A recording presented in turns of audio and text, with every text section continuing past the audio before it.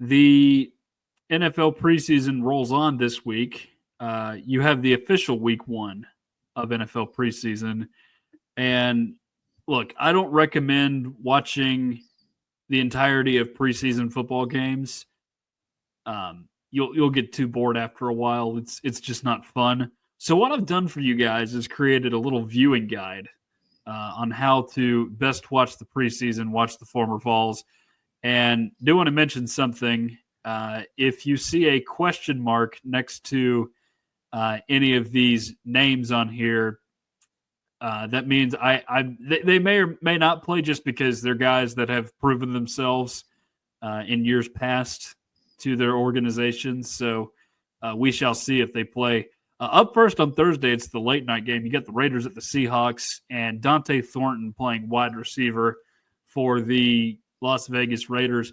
I have heard rave reviews about him in camp. They really, really like what he brings, his speed. Obviously, his verticality at 6'5" is a desirable quality at wide receiver. And again, this is an organization. We mentioned this right around the time of the draft, but they have Brock Bowers from Georgia, and he did really well last year for them. But you look at actual wide receivers, there aren't many of them. So this is a very good opportunity for Dante Thornton to prove himself. Yeah, it would be nice to see him step up and possibly find himself in the starting role. Along with like some other Tennessee receivers too. Like I'm excited to see more from Cedric Tillman and Jalen Hyatt as well. I mean, I haven't kept up with the NFL, to be honest, as much in the past couple of years, but I've been wondering why I haven't been hearing more of Jalen Hyatt's name. So I've just wondered if he's been like buried in the depth chart with the Giants or what the situation is with that. But it'd be exciting to see some of these receivers start to break out more, and maybe Tennessee can try to claim that wide receiver name again, which to my knowledge, well, go ahead, Jordan. Oh, I was going to say, like, like Ohio State and like LSU's kind of like ran away with that as of late. But yeah. Yeah. So with Jalen Hyatt, I think it's a bit of both with what you said. The injuries potentially are part of it. And then also just being buried on the depth chart. But I did see where he's like put on a considerable amount of muscle mass here pretty recently. So that's kind of fascinating. It's not something you thought of much with him at Tennessee. He was a bit of a smaller receiver here, but known for his speed, obviously. So you'll get to see Thornton play. And then, of course, down here you've got Jalen Hyatt playing for the Giants, potentially in the preseason. We'd think he's going to play a lot. Friday, of course, we mentioned the other two guys, Hendon Hooker and Jabari Small, earlier with the Hall of Fame game. James Pierce, we'll see with that one. Again, that's why I have the question mark there. Just with him being a first rounder, I would imagine he plays early in that game, but maybe not for its entirety. So that's what I've got for Lions and Falcons. Browns at Panthers. You already mentioned Cedric Tillman, Jordan, and I think we do see a little bit of him. Dylan Sampson, probably the early stages of the game, if I had to guess, just because there's not a ton of running back depth in the Browns room. And then on the Panthers side of things, Shai Tuttle's a guy that's been in the league for a while, so I doubt you see much of him. You could see some Cade Mays, though. And then finally on Friday night, you've got the Commanders at the Patriots. I would assume you're going to see a little bit of Josh Dobbs in this game. And that is your only former Vol in this one. Yeah, I'm excited. I mean, like you said, he probably won't play too much, but I'm excited to see what ends up going on to Dylan Sampson, because with the Quishon Judkins news that has came out of like the past month or so, and the Browns' lack of depth at the running back position, I mean, Dylan Sampson could end up being the starting running back for the Browns this season, which would be very fascinating to watch. I mean, of course, I don't think anyone expect him to put up the same success that he did at Tennessee last season, but I mean, it could be exciting to see him, get on the field and see what he's capable of in the NFL.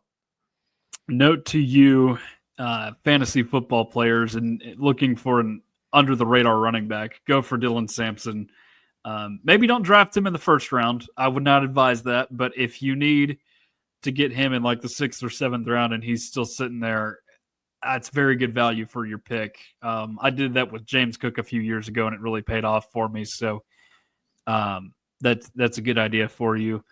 Dallas wants to know what my 4 favorite Vols in the NFL are. Assuming this is as of right now. Can't not put Jawan Jennings on there. Have to put him on there. Gonna put Trey Smith on there as well.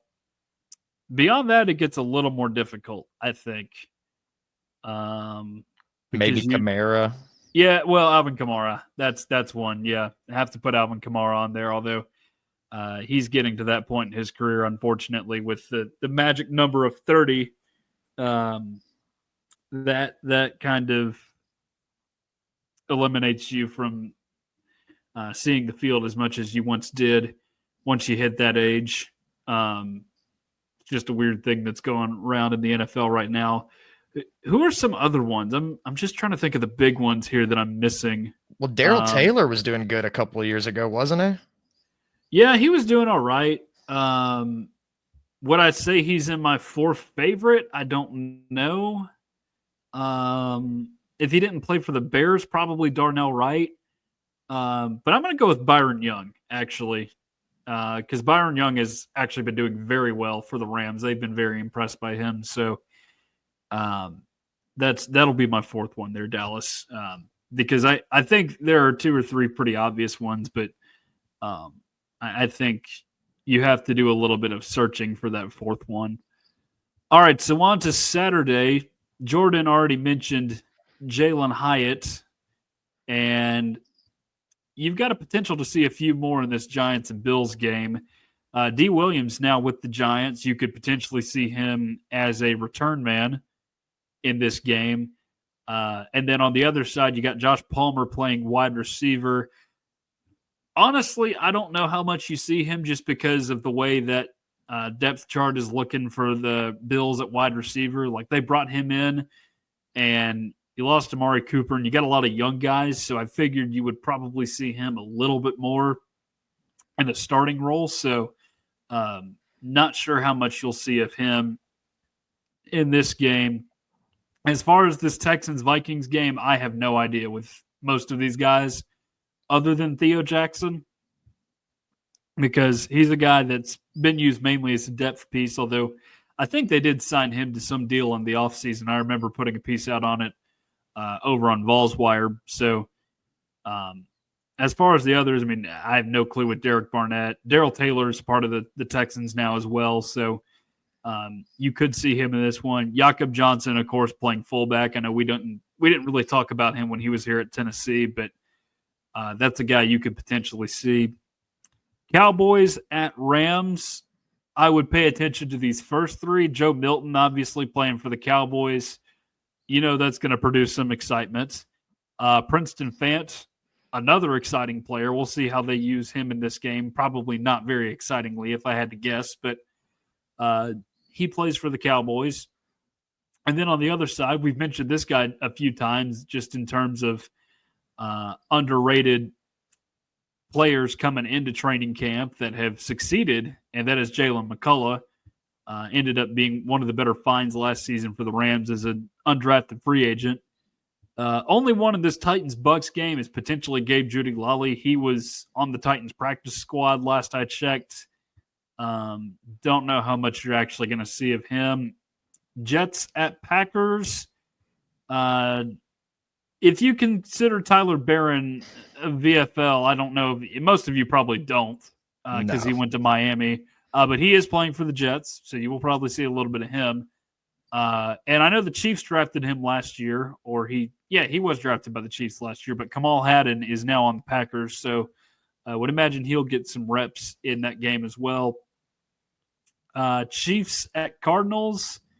You got a defensive lineman on each side. You got Omar Norman-Lott playing for the Chiefs, second-round pick, so I would imagine you see him definitely in the first half, maybe just into the second half, probably not the entire game. Then, of course, you got Elijah Simmons on the Cardinals. It pains me to say it, but I had to take Broncos at 49ers off. Number one, Juwan Jennings is dealing with some injury. And like we said earlier, a guy that could potentially be your receiver one on the 49ers. So not a risk they want to take. And Marquez Callaway was signed and released within a week of joining the 49ers. So no longer have anybody to watch in that game. Yeah, it was disappointing to hear the news about Callaway. I mean, because it would have been cool to see him like reunited again with Jennings, but yeah, it's disappointing news. But Omar Norman Lott, I mean, I'm a little excited to see what he does for the Chiefs. You know, like the Chiefs, they've been pretty good drafting defensive players as of late. I'd like to see how good that he could be for the Chiefs because, you know, I mean, I feel like he could get playing time at some point in the season. Yeah, I definitely think he could just because of the fact that you've got some older defensive linemen in that room, and you could see him used as a depth piece, which is typically what some of those guys are that go in the second round. Sometimes they're used right away. Like, for example, I think the Titans guys that they got in the second and third rounds will be used pretty early on, even into the fourth round with some of these wide receivers that they got. So you never know how it's going to be, but I would imagine he will see the field quite a bit this year. But I would definitely think you're also going to see him in this preseason game for a good part of it. So finally, on Sunday, you got the Dolphins at the Bears. Two Dolphins to watch in this game. Of course, Jalen Wright at running back should be fun. You should be used in like a Jabari Small type role in this game, if I had to guess. I don't think he'll be the first guy out in the backfield, but I do think you're going to see him quite a bit. And then you got Matthew Butler on the defensive line, who was one of the earlier Pruitt holdovers. Earliest, I mean, as in departed just after the start of the Heupel era. I believe he was on the Raiders first and then wound up on the Dolphins. Not a name that you see floating around much in NFL starting lineups, obviously. And then Saints at Chargers. Of course, I left off Alvin Kamara because, you know, he's going to play. It's for the same reason I did with Trey Smith with the Chiefs. Like, you're going to see him play a lot in the regular season. No need to use those guys in the preseason. But you've got two guys on the Saints in Velus Jones, who has become somewhat of a journeyman here early in his career, starting with the Bears. I forget if there was a team between the Bears and the Jaguars, but he was briefly reunited with Jerry Mack on the Jaguars. But he is now with the Saints. Hopefully he gets right in the return game because that's one area that he was very good in at Tennessee, but unfortunately has just been a liability in the NFL. And then you've got my former media law classmate here, Amari Thomas, playing defensive tackle. He was signed as an undrafted free agent, so he's fighting hard to make a cut for the Saints this year. And then, like we mentioned with the Hall of Fame game, we'll see if we see McCallan Castles. He did not play in the Hall of Fame game, so I would not get your hopes up. And another one of those guys that it's like, how do you remember him for his career at Tennessee? He was a good tight end at Tennessee, don't get me wrong, but he was only here a year, so how exactly do you measure this guy's impact? But that is your week one viewing guide for NFL preseason football. Don't tune in for the entire thing. Just watch when the VFLs are on the field. Well, I think a lot of people are going to be tuning in to see what Joe Milton ends up doing. I know, you know, like Michigan fans tried to warn Tennessee before they ended up getting Joe Milton. Then, you know, Joe Milton did pretty good in that Orange Bowl game, had everyone changing their mind, like, about him, whether or not he could be successful at Tennessee. And, you know, he didn't do terrible or anything by that. But, I mean, I feel like by now we kind of know how Joe Milton is as a player. And I hope that Cowboys fans don't fall into the same trap that the Tennessee fans did. And I'm sure Michigan fans did at some point. Because I don't know. You might be seeing a lot of overthrown balls if you're a Cowboys fan. But then again, I think you mentioned before, like, they got good receivers too. So maybe that's the difference maker. Maybe CeeDee Lamb could be enough to go out there and actually catch those overthrown balls. Yeah, maybe he can go deep enough and get them. But it's funny because they played him against the Bills. The Patriots did in that game that actually helped the Titans secure the number 1 overall pick, and he kind of balled out for the Patriots. Like I think there was this expectation in his mind that he would be potentially going up against Drake May for that job in the future, which I think is why Mike Vrabel and the Patriots front office said, let's maybe ease this guy on out to Dallas. We like what we got in Drake May. We don't want to start a quarterback competition here.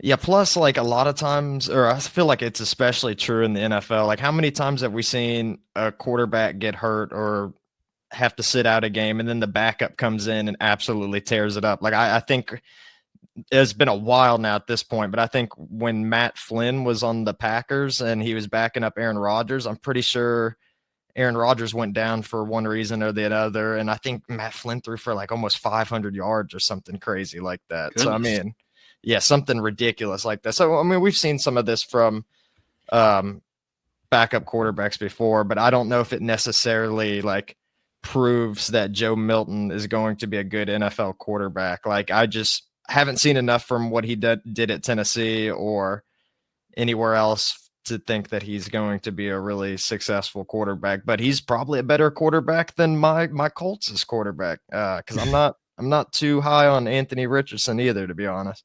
Well, I know you said you're not much of an NFL watcher, Jordan, but you did see today where they put the or between Anthony Richardson and Daniel Jones as the starters, which is a concerning sign for Colts fans, I would have to imagine.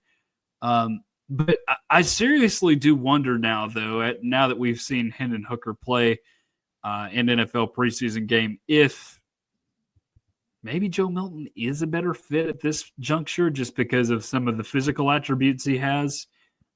We've not seen the overthrow Joe moniker thrown around when he's played in NFL games. He's looked good in them, honestly. Yeah, and I mean, sometimes, players end up having better NFL careers than they did in college. I mean, I've seen a lot of college greats end up not doing much in the NFL either. Like one of my old favorites from my childhood, Kellen Moore, he's a head coach somewhere now, isn't he? New Orleans, if I'm not mistaken. Yeah, dang, that makes me feel really old. But yeah, you want to feel old? Do you remember Kelvin Shepard, who played at LSU? Yeah, I do. Yeah, he's the Lions defensive coordinator now. Really? He's a defensive coordinator? Yeah. Not even a positions coach. Man, he must have been making some moves then in the coaching sphere. Yeah, that it is wild to think that those guys who you and I vividly remember watching. I mean, granted, it was earlier when we started watching college football, but those guys are starting to make it up to the coaching ranks. In some case, they got kids like Dre Kirkpatrick's son, of course, at Alabama. Now that one's crazy to me, but he had to have had that kid when he was in high school, though, for him to be that age, because we're only 15 years removed from his playing career at Alabama. So that's my thought.